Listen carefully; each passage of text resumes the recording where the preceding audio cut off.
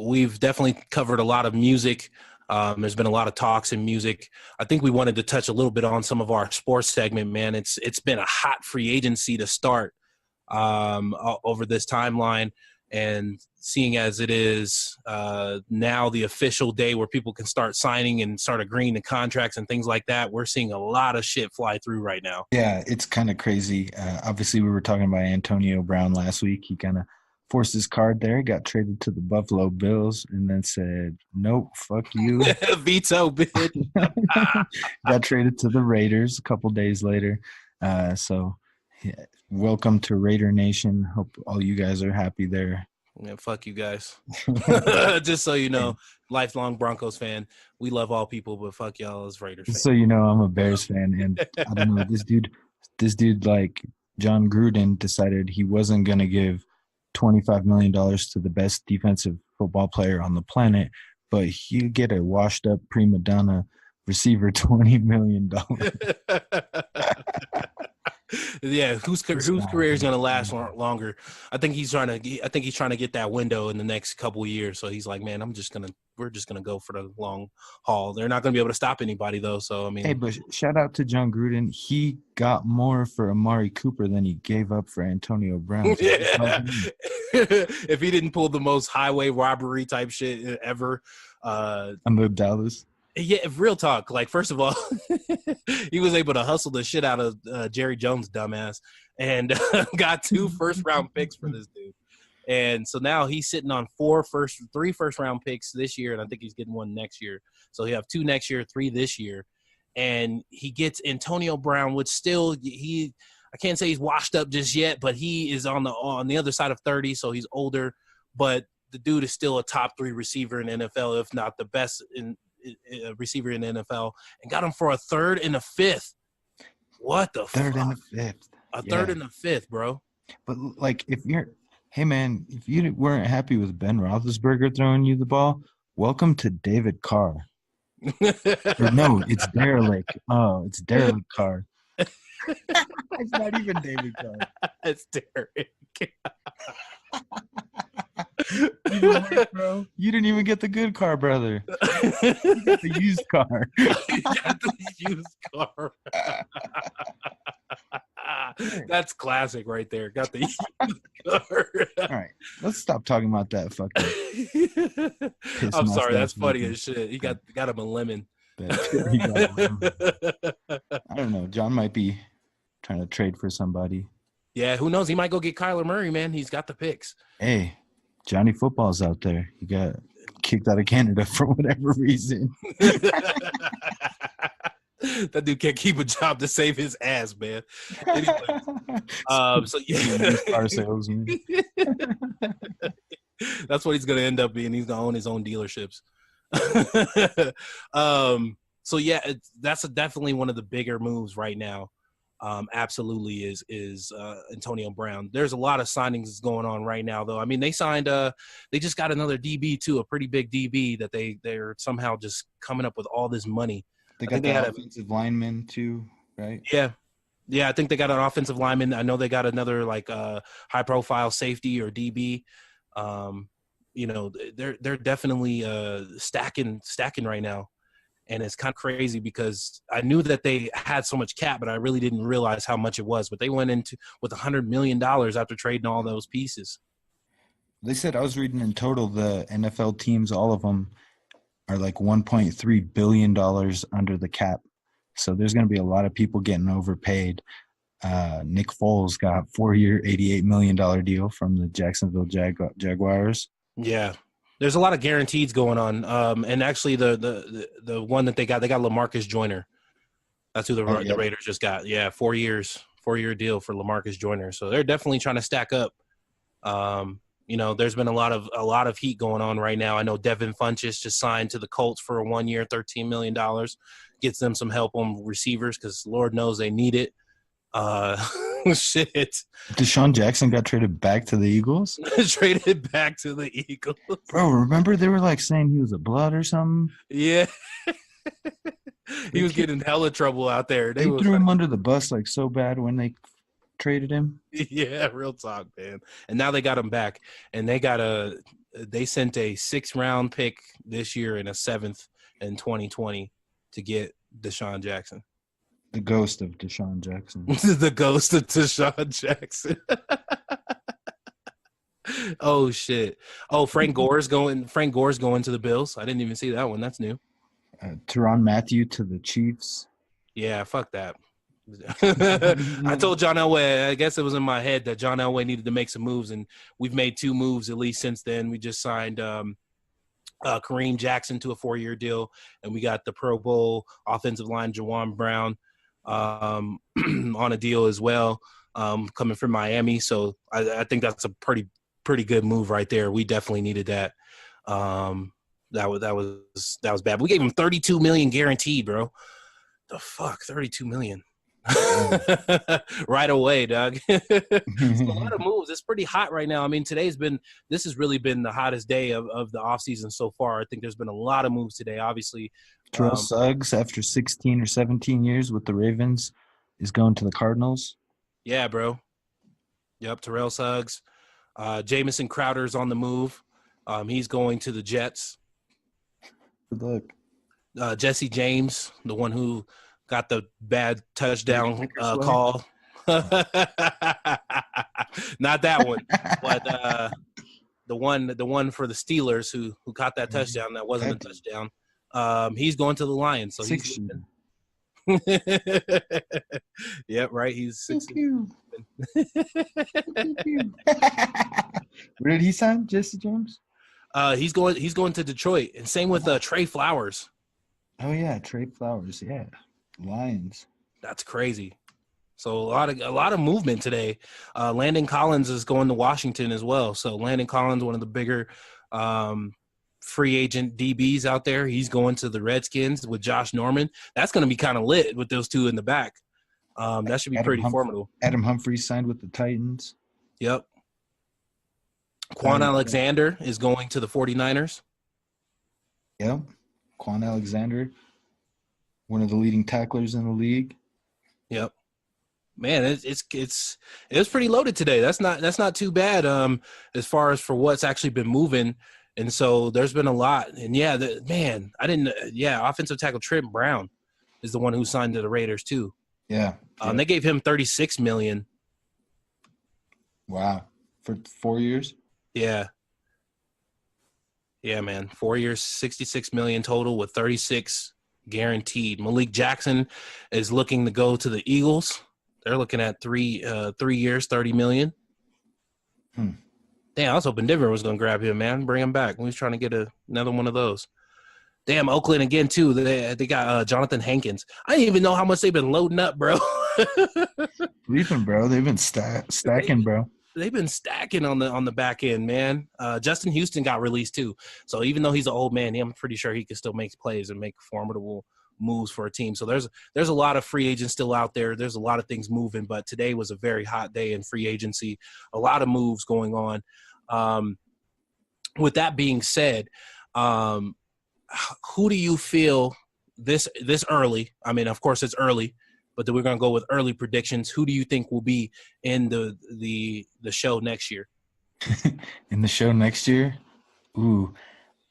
I don't know. Obviously, I like to see the way the draft pans out and things like that, but you got to say the Patriots are probably going to be there and, until I hear otherwise that they, lost Belichick or Brady. Got to definitely pick them as a contender. In the NFC, it seemed like the Eagles were close again, so I'll just pick them. The Eagles or the Rams. If you get a full year of Wentz, who knows what we'll get if he doesn't get hurt again. But, yeah, the Rams as well. I think they lost a couple of key pieces on defense. They lost Joyner. I think they're going to lose Sue and a couple other players as well. So possibly Talib. I saw that too. Yeah. Yeah, man. It's been pretty hot right now, and honestly, I probably see the same. Just because I know as a Broncos fan, of course, I want my team to be there, but I'm a realist, and until I see something really happen, I think we can make a run to the playoffs, but I don't think we're going to be up in the show just yet. So Patriots is obviously the team to beat, still going to be the team to beat as long as Tom Brady is still alive and kicking and still has his knees intact and his arm intact. He's still the one to beat, and him and Belichick are still the tandem to beat. I don't think anybody else can beat them. 6 rings says it all, man. Yeah, real talk. Yeah, I'm a Bears fan, but the kicker we signed, his name is Blew It. Cody Parkey, the kicker that did blow it. So we all know where I am. I'm jaded until I get there, and I'm enjoying every second. But right. But man, I remember when you text me that it said, "Doc, what is going on?" How are you gonna replace Parkey with Blew It? The dude's name Blew It. Oh shit, that's just a bad sign all around when your dude's name is Blew It. He's the kicker, man. So shit. I ain't got no confidence in the kicker, man, and I just knew that if it was gonna come down to Cody Parkey, that he was gonna fucking knock it off the goalpost, and he sure as fuck did. Both of them. You had called it too. That was the bad part. He was like, "Watch this shit," and he did it. I couldn't believe it. I like told you like 3 days before what was gonna happen, man. He's like, "If it comes down to a kick, it's a wrap." It is sure shit did. I shit you not, listeners. This man, Paulie, sent me this text like 3 days before the game and was like, if it comes down to a kick, he's going to miss it right off of the goalpost. Yeah. Fuck. And that's what I happened. don't even mean to laugh, but it's still funny because y'all don't know Paulie is like the Swami for real because he's called so much shit that y'all don't even just know, like all the crazy shit that happened. He's a Cubs fan. He picked his team to win. Nobody thought the Cubs was going to win. He picked them and also went to go see a game. I won. That was pretty dope. I won tickets to the World Series. Yeah, he got tickets to the World Series, man. This dude is literally the Swami. He knew the game was on the line and he won that shit and actually got tickets to the World Series at that.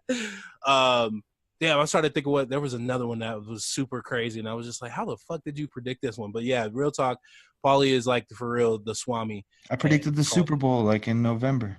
Yeah, real talk. Well, I think everybody would pick that for this year, but I remember when it was against the Falcons, you were like, yeah, these dudes are still going to win. No, I've said it was going to be the Patriots and the Rams in the Super Bowl. Everybody was saying it was going to be the Chiefs. Yeah, Rams. It's fucking all kind of shit. You already knew. Fuck the Chiefs. Andy Reid ain't gonna win no play. Andy Reid ain't making no Super Bowl. For real, bro. I feel sorry for you, KC fans. I don't care if you got Patrick Mahomes or not. Andy Reid will figure out a way for you to lose the game. Yeah, I mean it's Andy Reid. He ain't gonna change. Andy Reid is not going to change. No. He's had some of the most explosive offenses through all of history in football and never got a title out of it. So, I mean, that should tell you something. Andy Reid will change his diet before he changes his playoff coaching ways, bro. That's so funny. That's real talk. That is real talk. So yeah, that's NFL news for you. NBA starting to heat up too. We're getting to a crazy half of the season right now. We're about to close up. It's about to be mid-March, and it's getting closer to that playoff push. The Western Conference seems to get more jumbled and jumbled as the days go. Yeah. I know LeBron is pretty much sick because they're done. I think there's no way for them to get into this playoff race at this time. They suck pretty bad. So I see it just shaking up a little bit just because all of the games pretty much 2 through 8 in the Western Conference is pretty much a toss-up at this point because everybody's within 5 games or so of each other. Yeah, so, I mean, West always just comes down to who's going to knock off the Warriors, and right now, who's going to knock off the Warriors? What do you think the best team to beat the Warriors in the West would be? So looking at matchups, I think they got two concerns where they can definitely, or maybe even 3, they can get stretched out to possibly 6-7 games. Definitely, OKC has the best matchup to me. I think they're the 4 seed right now. Yeah, they're the 4 seed right now. I think they match the best against that team as far as length, scoring, play type, and ability. I think definitely Paul George is on another planet right now.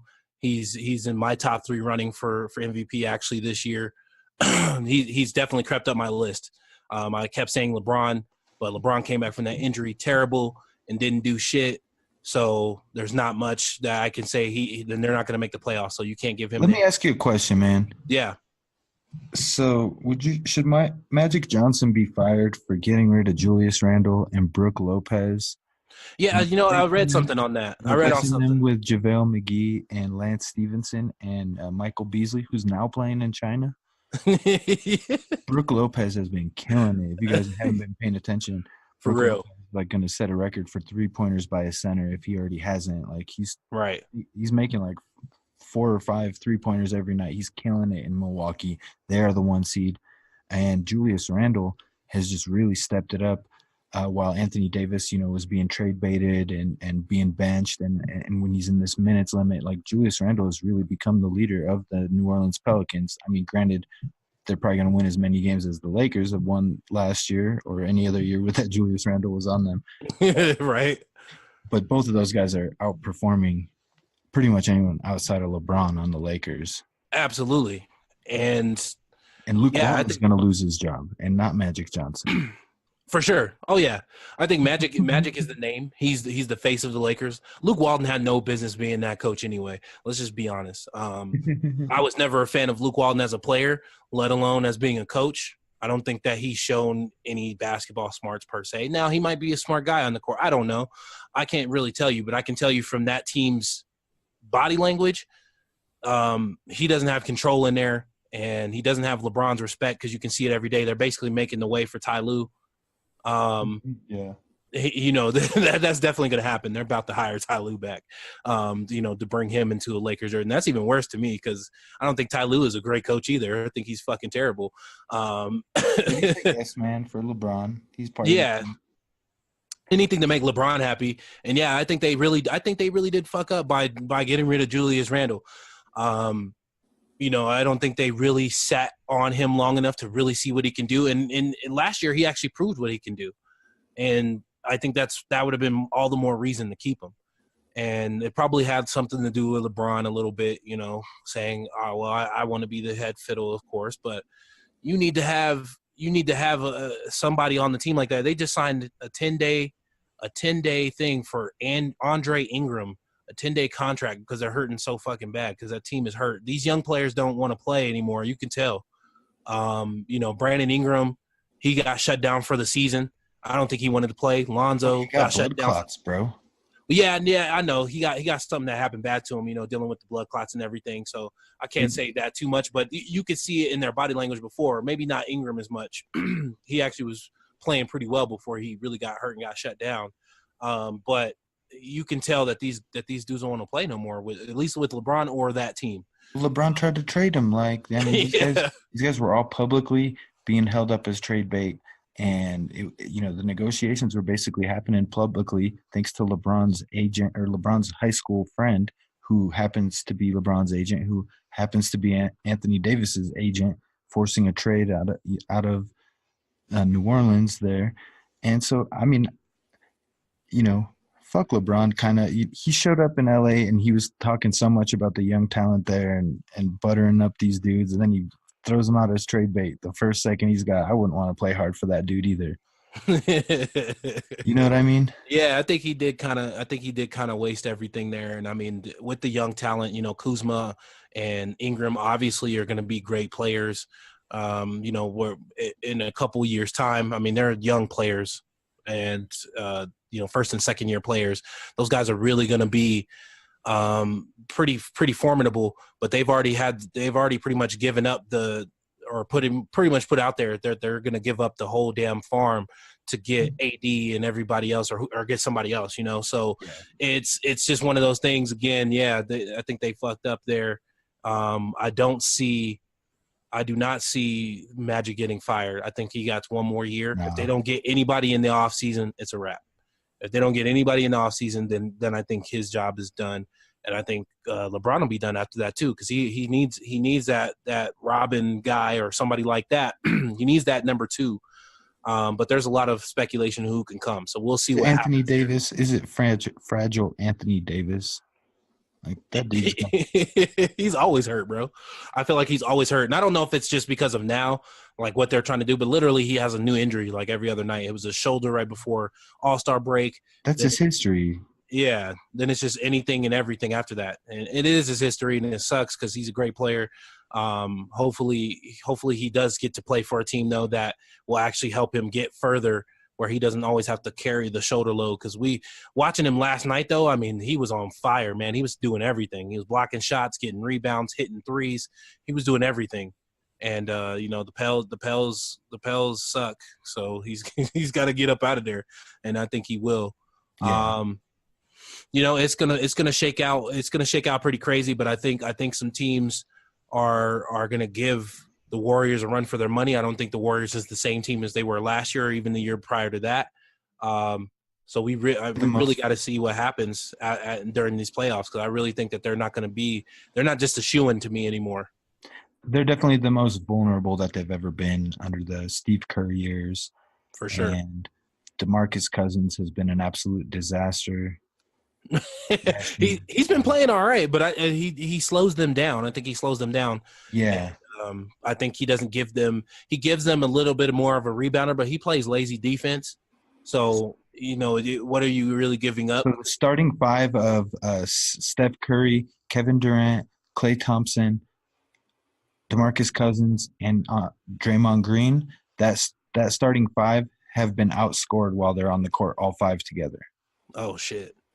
Yeah. Ooh, that's a good stat. So the big problem there is Demarcus Cousins eats up a lot of usage, and he misses a lot of shots. So those other four guys, the main three other guys, Klay Thompson, Steph Curry, Kevin Durant, are super ultra efficient. They're like some of the most efficient basketball players ever. Right. And you've got the least efficient and the slowest of those guys still demanding, 20% of the shots that they're taking. It's really been blowing them up. I would not be surprised if before the season's over that Kevin Looney's back in the starting lineup and Cousins should be coming off the bench anyway. Yeah, I think he would be better for the second unit. I think he would be a good anchor for the second unit. I definitely agree there.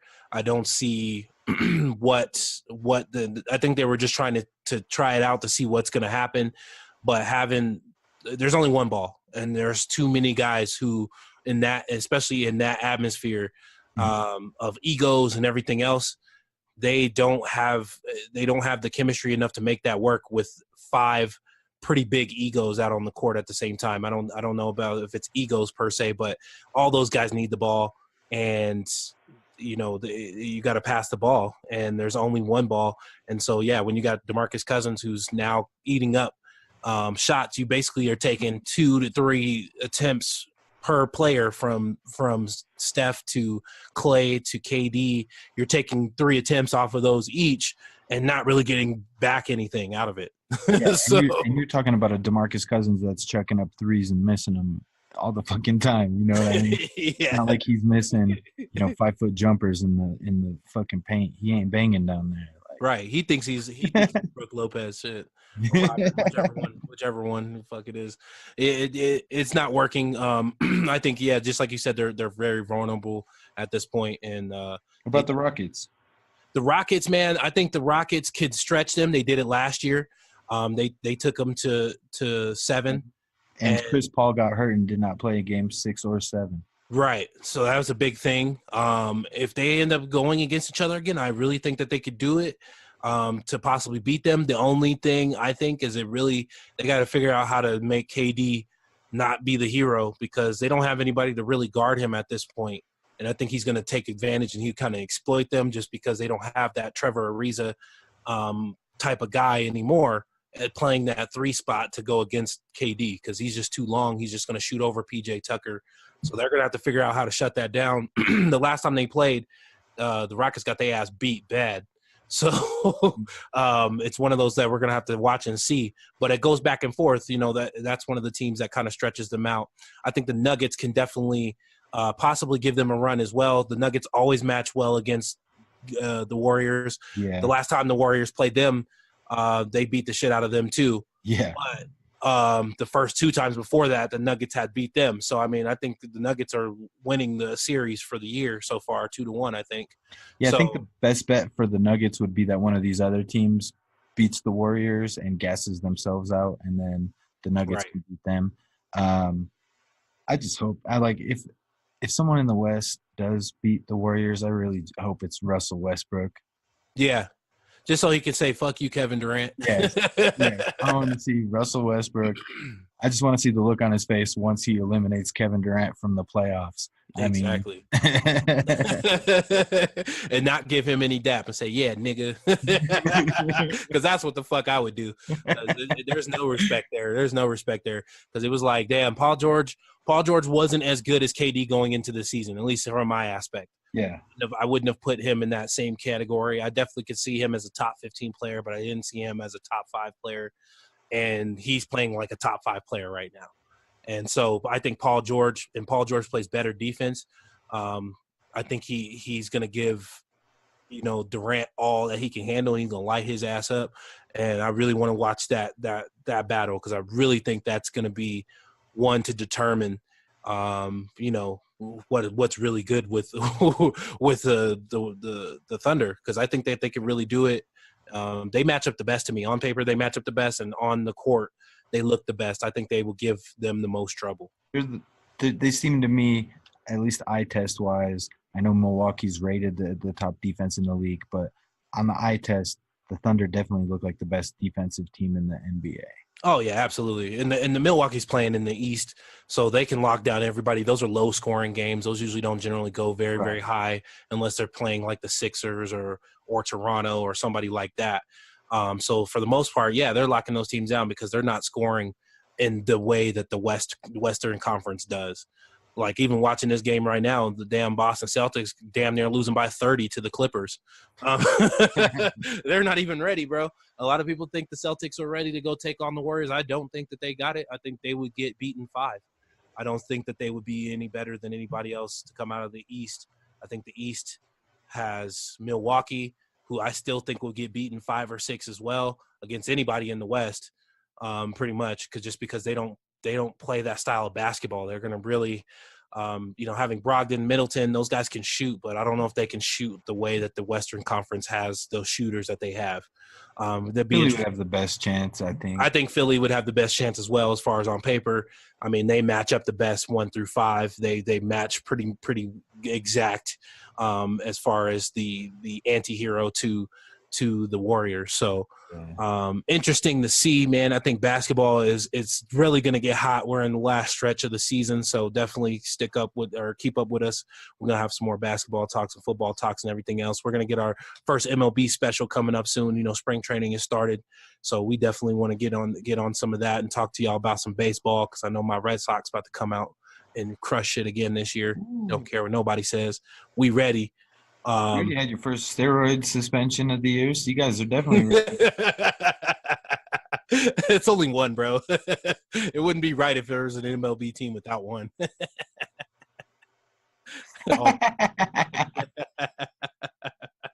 It's all good. Hey, this has even been right. Yeah. Pitcher. For real, man. So yeah, we definitely get on that. Again, subscribe. We appreciate y'all listening. If you're listening, this has been the Antidote podcast. This is DJ Craftmatic. That's Paulie Dubz, man. And yeah, make sure y'all subscribe, share with your friends, tell them where it's at. We're trying to gain some traction. Follow us on Instagram at Take the Antidote. Follow us on Twitter at Take the Antidote. Follow Paulie at Antidote Paulie. Yeah, Antidote Paulie. I'm DJ_Craftmatic. So y'all come follow us, man. Stay in tune. We're gonna definitely just be posting up stuff and talking about stuff all time. So, man, just share with everybody and let them know that we got a dope podcast and y'all fuck with us just like we fuck with y'all. Yeah.